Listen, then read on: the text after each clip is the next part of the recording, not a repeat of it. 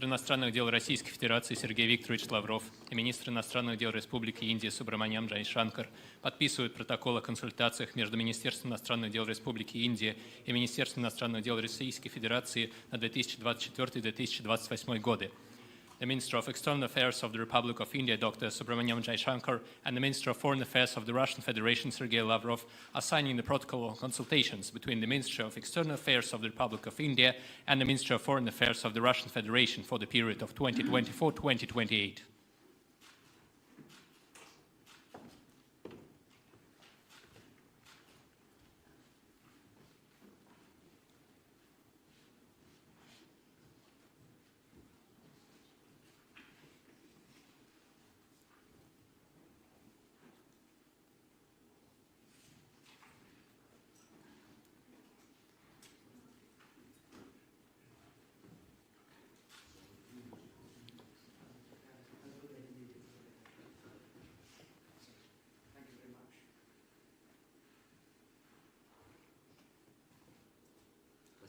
Уважаемые коллеги, сейчас состоится пресс-конференция глав внешнеполитических ведомств России и Индии.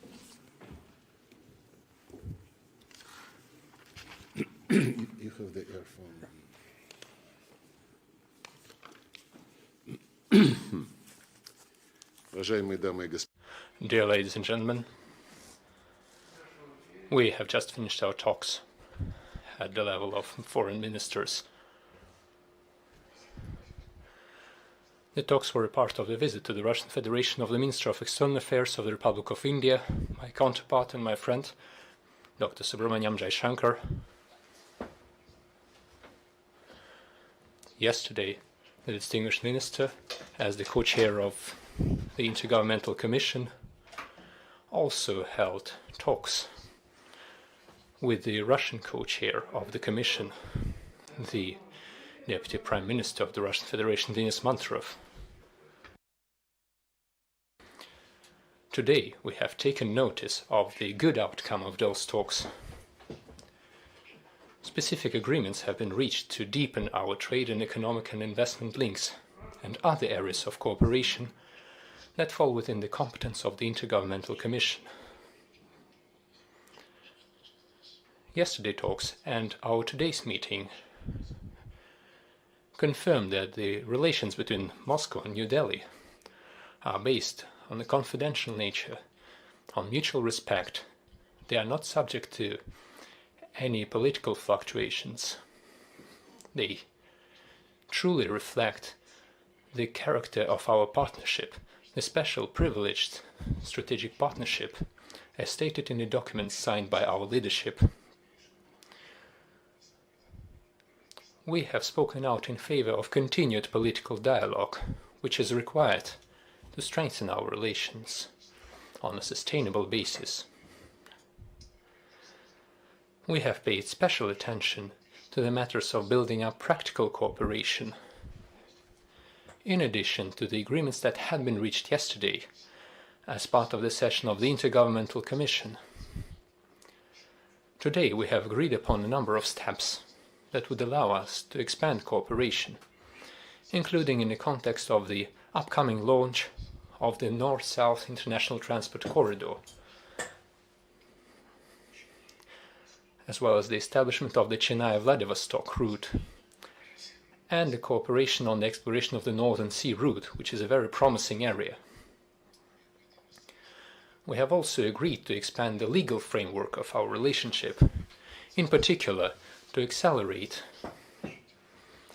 the adoption of the agreement on the mutual protection of investments and another important multilateral document, namely the upcoming agreement on the free trade area between India and the Eurasian Economic Union. We have also discussed the prospects of military and technical cooperation, including the joint production of modern weaponry. We also have specific steps in this area. Our cooperation is of a strategic nature. Strengthening it corresponds to the national interests of our states, the interests of maintaining security in the Eurasian continent. As mentioned before, we are respectful of the aspiration of our Indian colleagues to diversify their military and technical links. We also understand and we are ready to support their initiatives to produce the military products as part of the Made in India program. We stand ready to cooperate in this area. We have reaffirmed our aspiration to strengthen energy cooperation. This is a strategic area of our relations.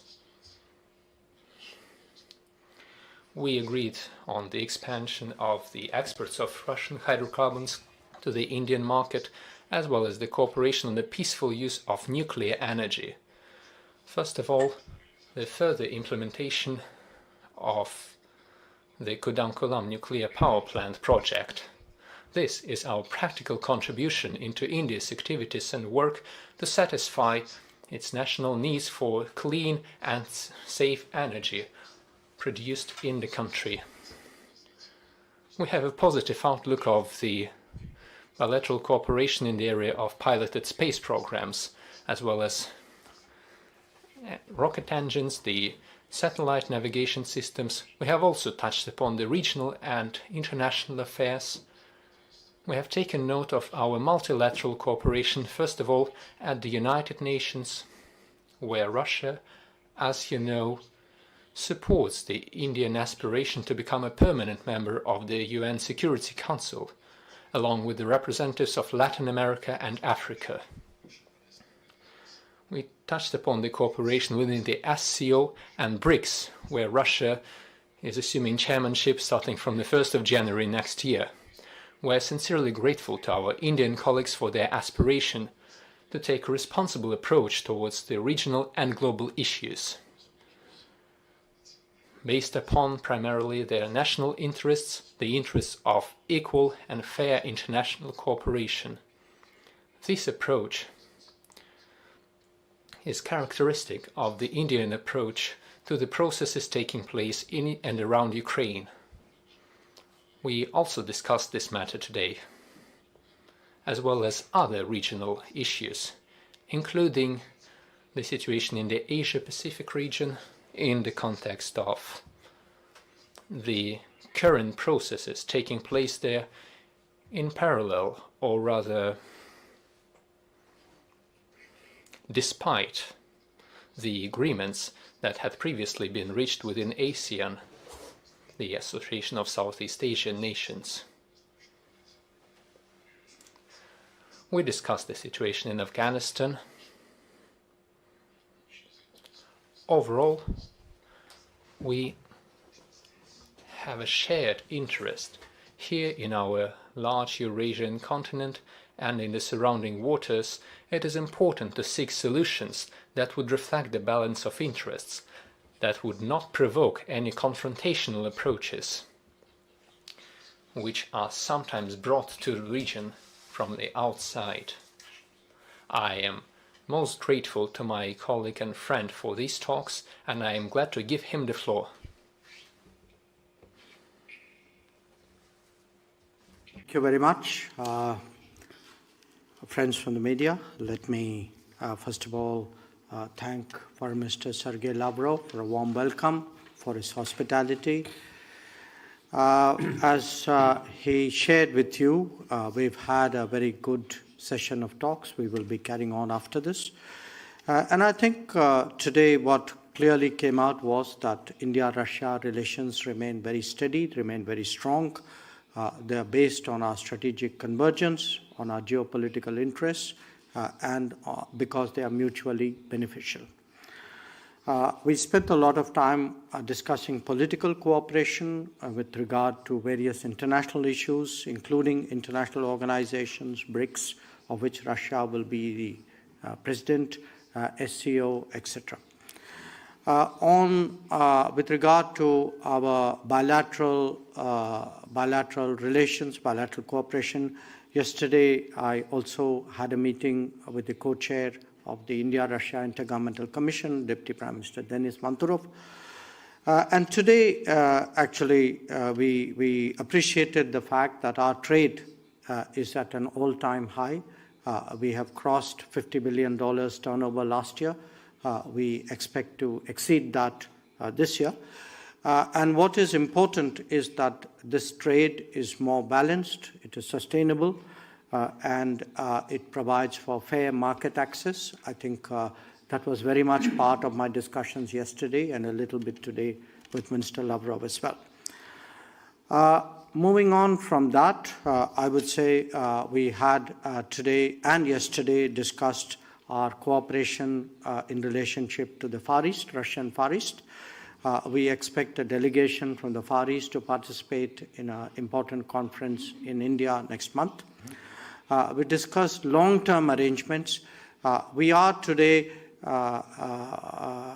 in our trade, energy, fertilizers, coking coal are very big components of that.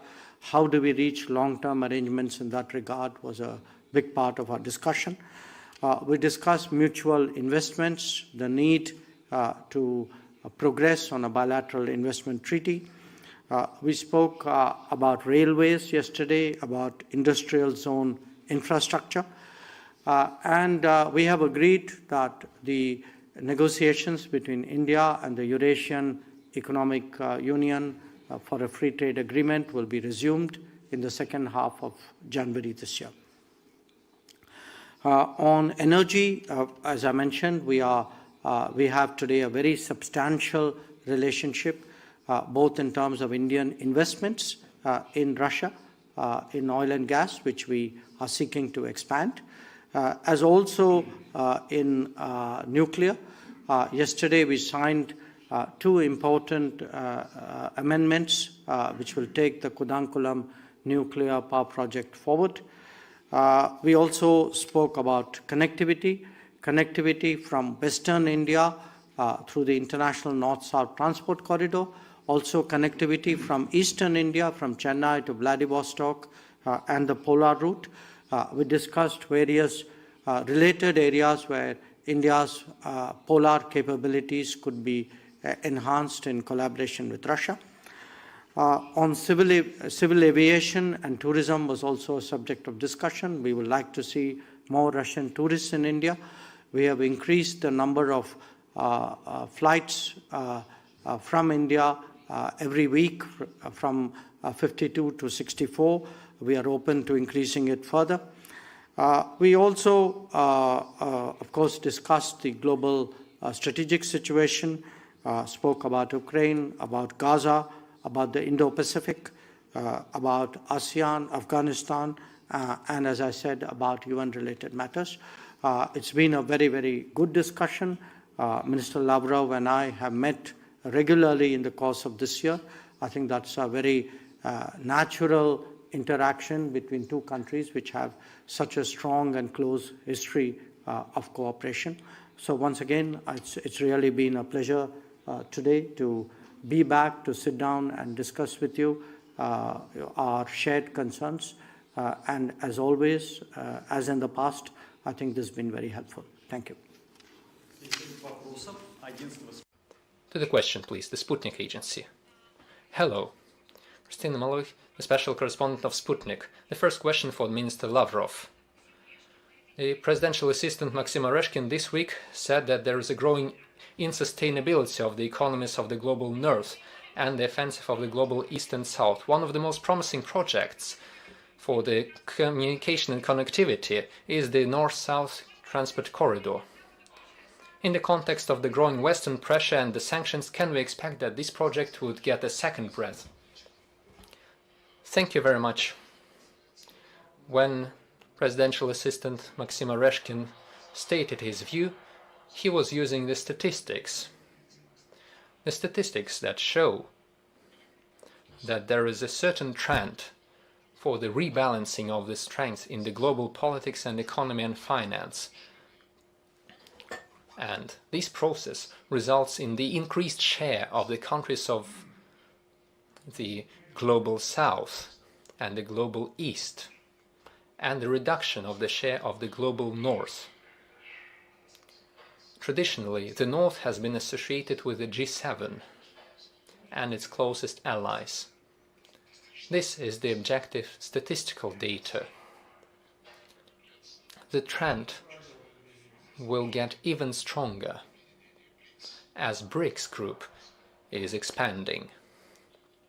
The overall GDP of BRICS, of the expanded BRICS, would significantly be over the figures shown by the G7. As mentioned, numerous mistakes and the unacceptable methods that are used by the United States and its allies to hold back the objective flow of history. Today, we said that we share positions with India. We do not accept the distortion of the principles of international law, as well as the free market principles, fair competition, and the non-acceptance of the violation of the principles that are the foundation for the globalization system promoted by the West. The West didn't take second chances. It had no doubts about destroying the entire system that they had built before. They could easily let go of the previous mechanisms that were supposedly serving the interests of the entire humanity. Of course, the trust for the West has been disrupted. That is why today we have even more reasons to trust the role of the global majority in the global economic development. The development should be based on mutual benefits rather than someone's expenses. We have discussed the North-South transport corridor, the Chennai-Vladivostok route, the Polar Sea route. Speaking of the North-South corridor, I don't think it needs a second breath. It has already been revitalized, and this project attracts an active interest from all the countries involved, and it will definitely be implemented soon. Thank you. Mr. Jaishankar, I would like to ask in English if you don't mind. I don't mind. Thank you. Explaining India's relationship with Russia earlier this month, you mentioned that the issue is often defined in a way as though there is a handicap for India because of its ties with Russia. Indeed, Western politicians often call Russia diminished and isolated and openly pressure other countries not to trade with Moscow. Why do you think India benefits from its relationship with Russia despite the West's negative reaction? Thank you. I think I must have been reacting to the manner in which I was asked that particular question. And I know that is not your intent. So let me say, for us, Russia is a very valued partner. It's a very time-tested partner. It's a relationship from which both India and Russia have benefited enormously. And my presence here today and the fact, all the developments that I have pointed out, including our growing trade, investments, our military technical cooperation, our connectivity projects, I think all of this will give you a good sense of really the importance and the value that we attach to the relationship. But I would also briefly like to comment on your first question, even though it was addressed to Minister Lavrov, which is the international North-South transport corridor. It is in our interest, and not just in our interest, I think in the interest of the global economy, that this corridor progresses, and we certainly will give it the highest priority. You are right when you speak about a rebalancing world. I give you the example of India itself. Today we are moving to be a $4 trillion economy. And if we are growing at 7.7% this year, a possibility of improved growth in the future, we do think the world is not what it was. Politics will have to change, the global order will have to change, international economy will have to change. And we appreciate very much that Russia is today a strong votary of a multipolar order. Also that it is supportive of a lot of positions that we take in our mutual interest in international politics. Thank you. Thank you. RT TV channel.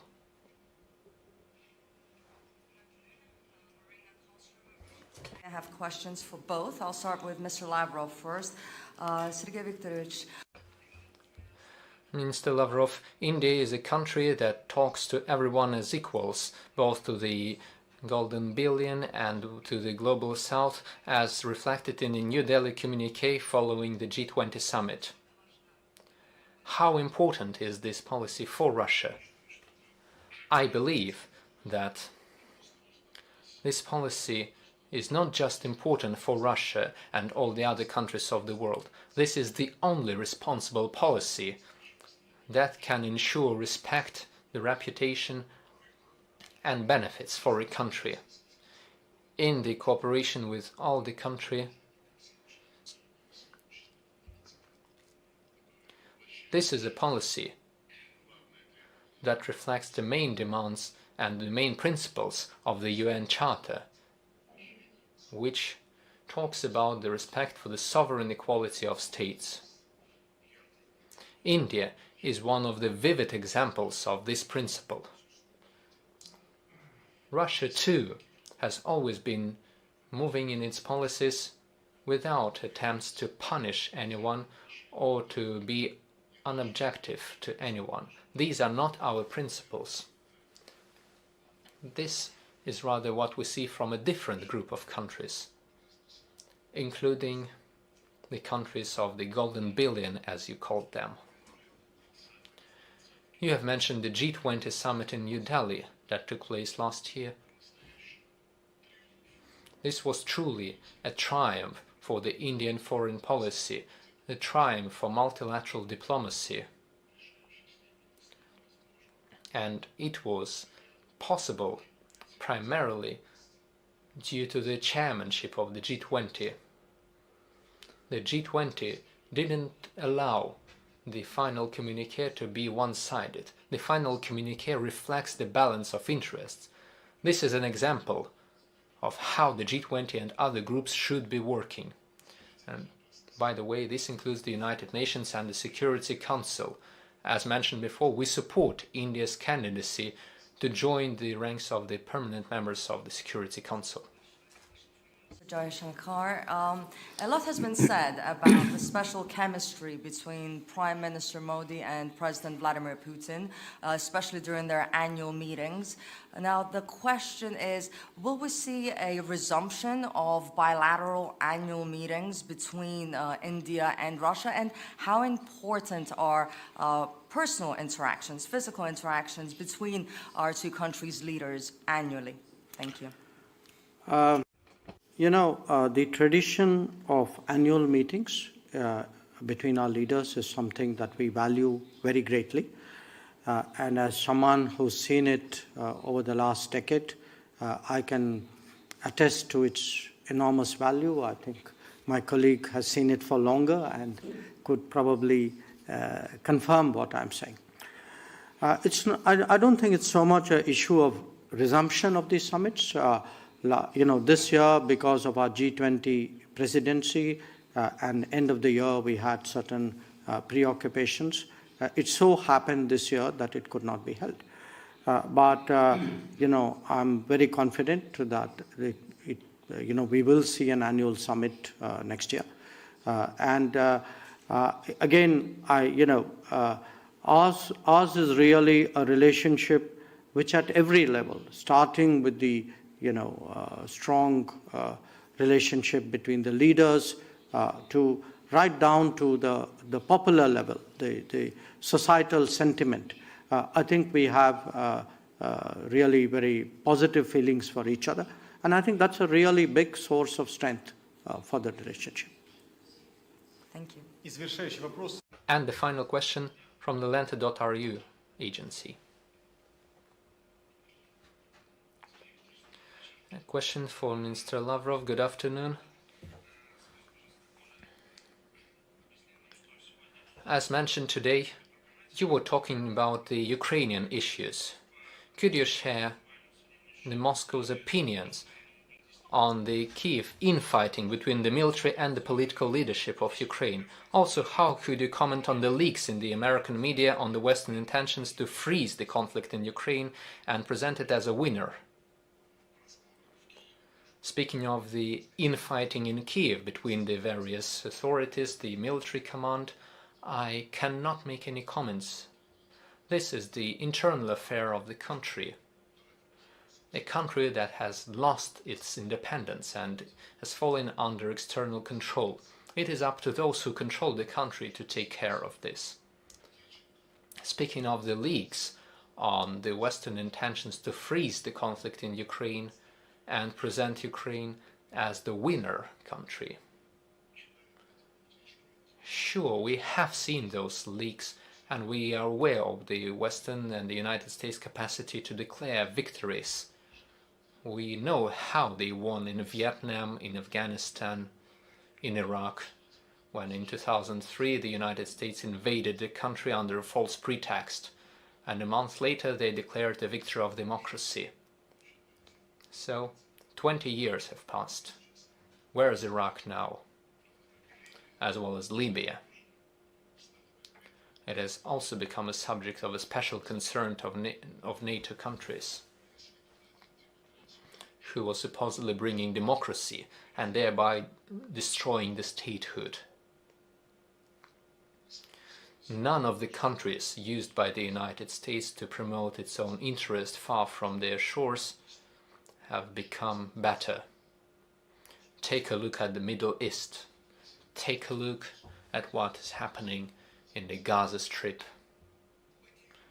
Under the conditions of Washington's blockade, for many years they've been blocking any efforts to establish a Palestinian state in accordance with the decisions of the United Nations Security Council.